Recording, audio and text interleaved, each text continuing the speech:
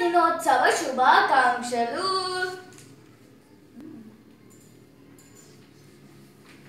Happy women's day అక్క. నీకు కూడా హ్యాపీ ఉమెన్స్ డే.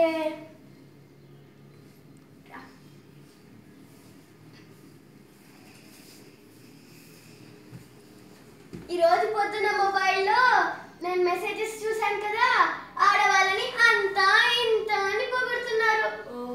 ఆడవాళ్ళు ఇట్లాంటి మాటలకి ఈజీగా పడిపోతారని వాళ్ళకు కూడా తెలుసు. వాళ్ళకి మాటలే పాపం, మనవి చేతలు. మదర్స్ డే అంటారు, ఉమెన్స్ డే అంటారు, పని మాత్రం మనల్నే చేయమంటారు. ఇది చూస్తుంటే మునగ జట్టెక్కించి మన చేత అన్నీ చేపించేస్తున్నట్టున్నారు. ఈ కబుర్లు చాలు, మనకి ఇంకా వంట పని కూడా ఉంది. అక్క, మనకి రోజు బర్త్డే పార్టీస్ అయినా, మ్యారేజ్ ఫంక్షన్స్ అయినా, ఇంకా ఫ్యామిలీ ఫంక్షన్స్ ఉంటే ఎంత బాగుండు కదక్క. నీకు చాలా పెద్ద ఆశలు. కనీసం వారానికి ఒక్క ఫంక్షన్. మన బంధువులు ఉన్నారే, ప్లానింగే లేదు, అందరూ ఒకేసారి ఫంక్షన్లు పెడతారు. మనం ఏ ఫంక్షన్కి వెళ్ళాలి? ఈ మధ్య ఫంక్షన్స్ ఏం జరగట్లేదు కదా, స్విగ్గీలో ఫుడ్ ఆర్డర్ చేద్దామా? 50% ఆఫ్ అంట.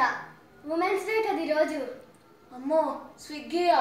50% డిస్కౌంట్, సగం తినేసి తెస్తారు. అమ్మో వద్దులే. అక్క, ఈరోజు గుడిలో ఏమైనా అన్నదానం ఉందా?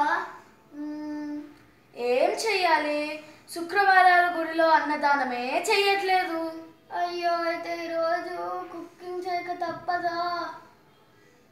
ఈరోజు నేను న్యూస్ పేపర్లో ఒకటి చదివాను. ఒక మిషన్ చేశారంట, అది మన సగం వంట పని చేసేస్తుందంట. అబ్బా, చేసిన వాళ్ళు కాళ్ళ కడగాలి. 2 మిషన్స్ కనుక్కుందామా?